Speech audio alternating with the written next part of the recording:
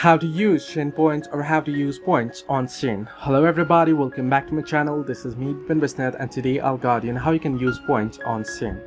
Now the process itself is pretty simple and easy, so let me guide you through. Once you have collected enough points, now I'll just open up, head over to me, and there you'll be able to see the vouchers and points. I have only 1 point, but here I'll just show you on how you can use them.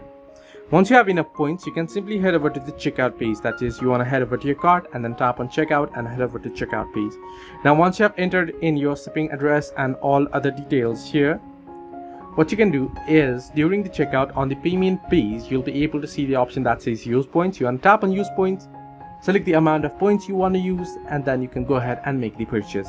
So this is the way that you can easily use points on Shein, or that you can use the Shein points on the Shein app or Shein.